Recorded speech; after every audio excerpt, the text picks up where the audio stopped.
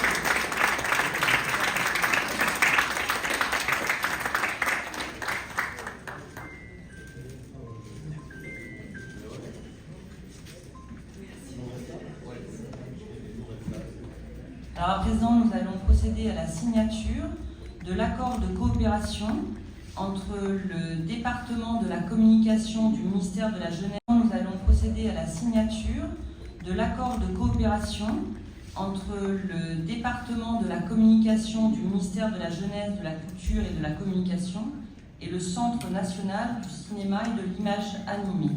J'invite M. Al-Ouzleini, secrétaire général du ministère de la Communication, et M.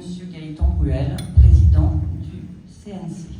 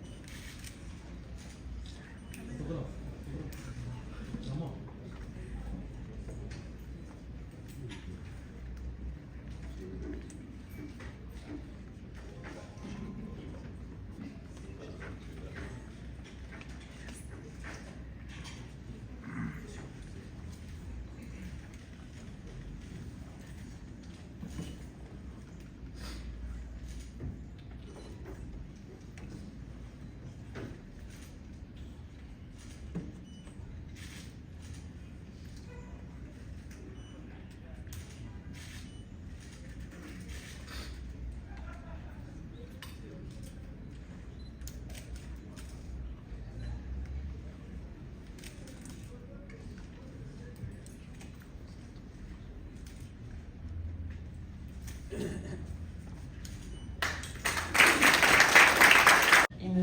Bruno Ricard, chef du service interministériel des Archives de France.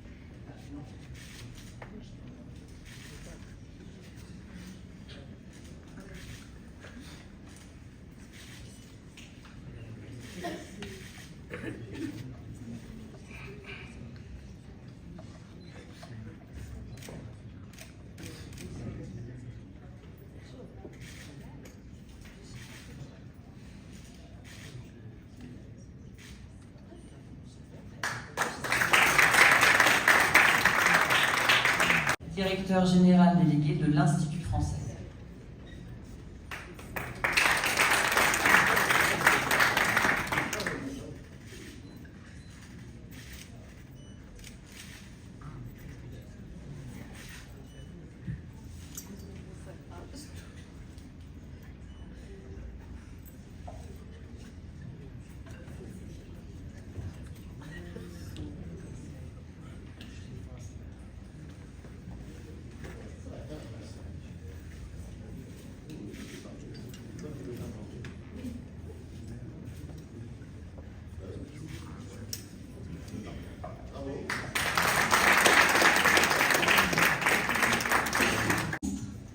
Monsieur Benjamin Ansaume, de Théâtre Michel.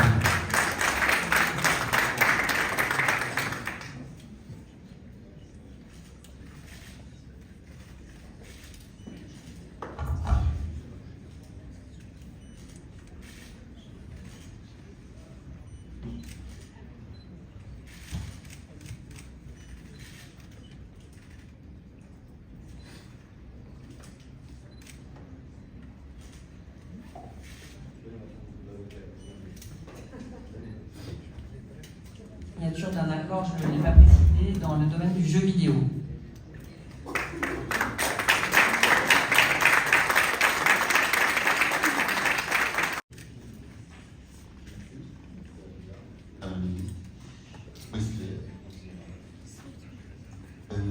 سعيد باستقبال زميلتي رشيدتي وزيرة الثقافة لجمهورية فرنسا. هذا هو اللقاء الرابع بيننا.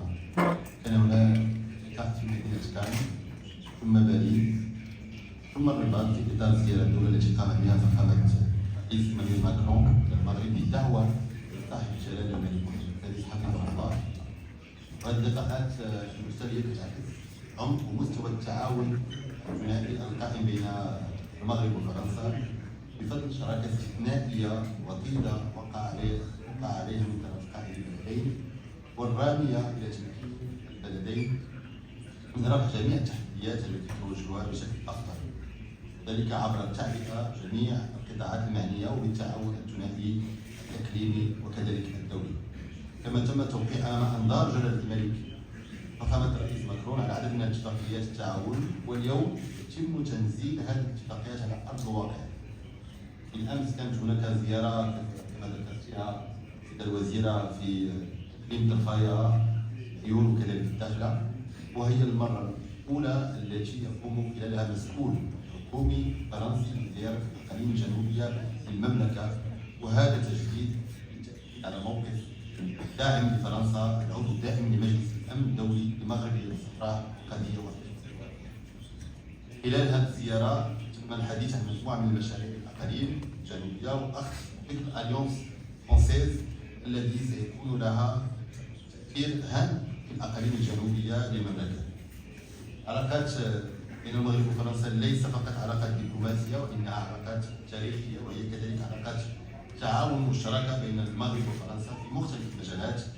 المغرب تأتي السيدة الوزيرة سيكون ضيف شرف في مهرجان باريس للكتاب، وهذا يعكس مرة أخرى الروابط التي تجمع المغرب وفرنسا، والمكانة التي يحتلها المغرب لقيادة جلالة الملك فرانسو في المحيط الإقليمي وكذلك الدولي. خلال النقاش طيلة هذه الزيارة تم الحديث على فرص تعزيز التعاون الثقافي بين البلدين، من أهمية الحماية والحفاظ على التراث الثقافي. تحدثنا أيضا على التنسيق في مختلف الأجهزة الإقليمية والدولية، وبحثنا خلال هذا اللقاء فرص تطوير الشراكة بين القطاع الخاص الفرنسي والمغربي.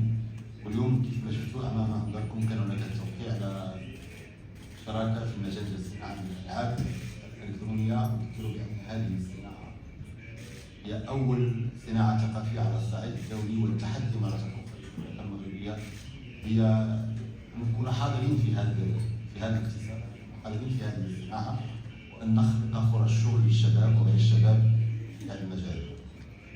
غالبا ستكون مناسبات أخرى لتعميق التعاون المشترك، لقاءات أخرى بيننا وبين المسؤولين عبر تبادل الزيارات، كما أن الاتفاقيات التي وقعت اليوم نعتبر أساس هذه الشراكة في المجال الثقافي بين المغرب وشريكه التقليدي والاستراتيجي جمهورية فرنسا. شكرا سيدة الوزيرة، شكرا على الزيارة وشكرا على جميع الوقت الذي قضيناه معنا. France développer et se développer dans les provinces du Sud. Chacun pourra constater le développement des infrastructures, des équipements, notamment des équipements publics, des équipements culturels. J'ai été très impressionnée. Comme vous savez, je connais le Maroc, j'ai un lien avec le Maroc, et l'évolution de ce développement dans les provinces du Sud sont assez impressionnantes. À l'image de l'ambition, de la vision que Sa Majesté le roi Mohamed VI a pour le Maroc, et en particulier pour ces provinces. Donc le développement existe, l'attractivité existe, puisque ce sont des régions qui se développent dans tous les domaines, que ce soit dans le domaine économique, le domaine énergétique, puisqu'il y a d'ailleurs des parcs éoliennes, et notamment aussi dans le domaine agricole, dans le domaine de la pêche. Donc ce sont des régions très développées d'un point de vue économique, d'un point de vue culturel aussi.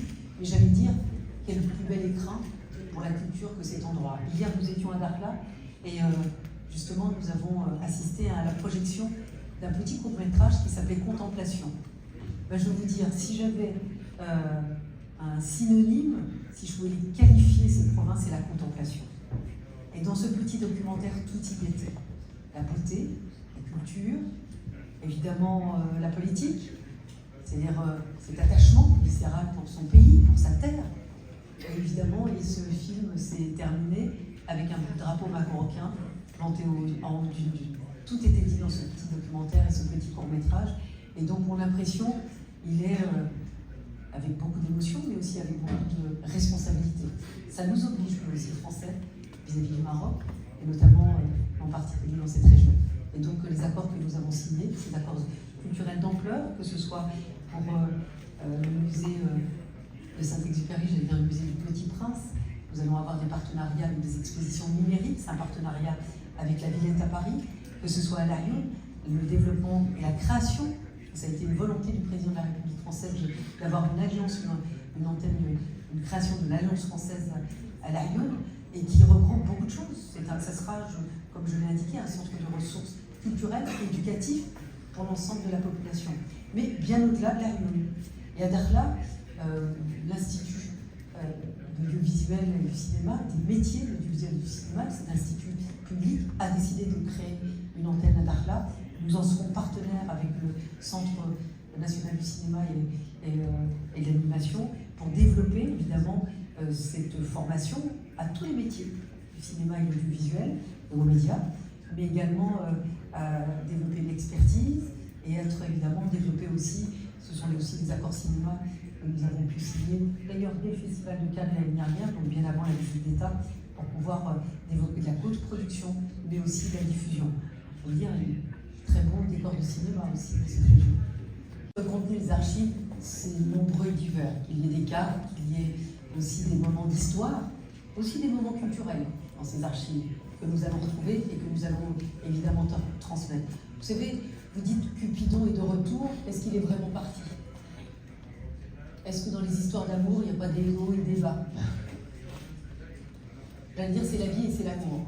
Et ben c'est comme ça. Et donc, en tous les cas pour moi, Cupidon n'est jamais parti au Maroc. Et donc, sur les archives, en toute transparence, on a travaillé.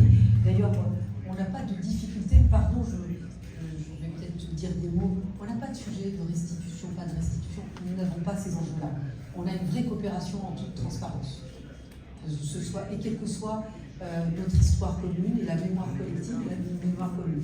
Donc ça, Moi, je n'ai pas de difficulté à ce qu'il y ait des échanges en toute transparence, en connaissance en toute transparence. Ensuite, quelle était votre question? Le consulat français éventuellement. Alors, ne me fais pas dire quelle était l'autre question. Mais le développement, comme vous avez vu, il y a des écoles françaises et l'annonce du président de la République que les épreuves du baccalauréat et du brevet puissent se dérouler à Dakhla et la Lune, c'est important. C'est un signe. Après, les choses se développent par elles-mêmes. Vous savez, les antennes de consulat, là je ne suis pas ministre des Affaires étrangères, il ne vous a pas échappé que j'étais ministre de la Culture, mais si on parle politiquement, quand vous avez des bassins de population qui s'implantent et qui deviennent, et que évidemment vous avez un besoin, généralement les services suivent.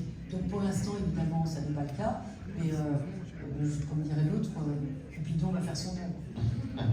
C'est une bonne question parce que c'est la politique que je porte également en France au ministère de la Culture. L'accès à la culture, c'est vrai, vous avez raison, pendant très longtemps ça a été très élitiste, y compris en France. Aujourd'hui, on réduit les inégalités par l'accès à la culture. Et on a encore des difficultés en France, parce que la culture, souvent, pour certains arts, on est encore dans la reproduction sociale. Donc, ce que vous pointez là, ça n'est pas que pour le Maroc, c'est assez, j'allais dire, même dans la plupart des pays occidentaux, vous le savez bien. Moi, je ne suis pas issue d'une condition sociale très favorisée, et donc j'ai d'abord eu accès à l'éducation, accès à la culture, et je trouve que c'est très structurant. Ça vous apporte quoi? L'accès à l'émancipation, à la liberté, au libre arbitre, et aussi à une autonomie. Et je pense aux femmes en particulier. Mais ce que vous constatez en disant, en France, c'est un combat également. Si on croit toujours que l'herbe est plus verte ailleurs, je peux vous dire que ces combats-là sont assez universels. Et donc, s'agissant de l'Institut français, je veux bien voir avec vous, évidemment, son ouverture, cet accès. Je pense qu'on peut toujours faire mieux. Donc ça, je peux voir avec l'ambassadeur, évidemment, pour précisément, si vous avez des exemples précis. Moi, je suis prêt à prendre mes responsabilités sur ce sujet avec monsieur l'ambassadeur. Nous, on est pour l'ouverture au plus grand nombre. Vous savez, avec monsieur l'ambassadeur, nous avons un passé commun professionnel, et ce sont des combats que nous avons portés aussi avant. Nous avons travaillé tous les deux avec Simone Veil, lorsqu'elle était ministre. C'est des engagements qui sont chez nous anciens, et c'est des engagements que nous portons encore aujourd'hui. Donc, votre constat, je l'entends, mais nous allons y remédier si effectivement c'est le cas. Et je veux vraiment rendre hommage au Maroc. Vous savez, la vision, je parlais de la vision de Sa Majesté Mohamed VI pour le Maroc. Moi, je suis très attentive à ce qui se passe au Maroc. Cette ambition pour la jeunesse, et évidemment pour l'emploi, pour l'insertion, pour l'accès à la culture. La création de près de 200 maisons de jeunesse au Maroc, c'est impressionnant. Et ces maisons de jeunesse, c'est quoi d'autre qu'un accès à l'éducation et aussi à la culture. Peut-être faudrait-il plus connecter ces maisons de jeunesse avec l'Institut français et avec les autorités diplomatiques qui sont ici. Et ça, évidemment, je peux y veiller et je peux évidemment concrètement remédier s'il y a des corrections à faire. Mais c'est vrai que vous avez de plus en plus d'institutions, d'équipements culturels publics. Moi, j'ai été impressionnée par les équipements culturels marocains, publics, accès au plus grand nombre. La Fondation Liba, elle fait ça. Les jeunes artistes, les jeunes acteurs, les jeunes auteurs. Je ne parle même pas du cinéma. Et donc, vous êtes très actifs et très ambitieux sur la réduction des inégalités et cet accès à la culture. Nous, on peut être partenaire, et évidemment, mais être un bon partenaire. Pas être un partenaire que pour certains. Voilà. Je voulais juste la rassurer en lui disant qu'il y avait déjà un partenariat avec les maisons de jeunes et l'Institut français qui marche plutôt bien. Il faut se généraliser. Certes, il y a toujours un effort à faire, qu'on a rappelé Rachida, mais bien évidemment, je suis d'accord. Ça existe, mais on va rencontrer Inch'Allah, aussi à travers le digital et le page jeune. Le gaming, oui, le gaming est le secteur de la vidéo. Monsieur le ministre s'est très engagé très tôt dans ce secteur pour le développer. Et c'est certes, je disais, un atout économique, un atout de compétitivité, un atout culturel. Mais ça, c'est un facteur de réduction des inégalités. Parce que le gaming et le vidéo, vous n'avez pas besoin d'avoir fait forcément des études, vous n'avez pas forcément besoin d'être qualifié. C'est un secteur qui accueille tout le monde. Et quel que soit l'âge, on avait été assez impressionnés, par exemple, par des personnes qui avaient un métier, qui étaient fonctionnaires, et qui, sur leur temps libre, développaient des jeux vidéo. Et justement en disant, bah, quand ça va marcher, je vais peut-être vivre de ma passion. Et donc le gaming, les jeux vidéo, qui est un secteur culturel, créatif, très important au Maroc, très important aussi en France, c'est un lieu de réduction des inégalités. C'est le premier secteur au monde. C'est 187 milliards d'euros de chiffre d'affaires, c'est 1,8 milliard d'utilisateurs.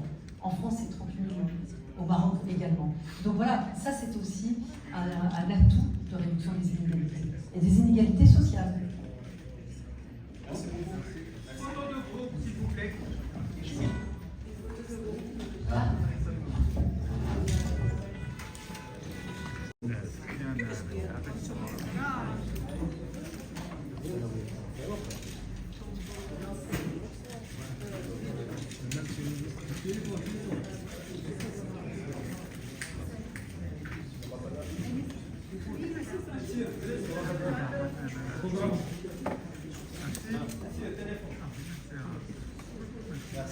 Merci beaucoup. Merci.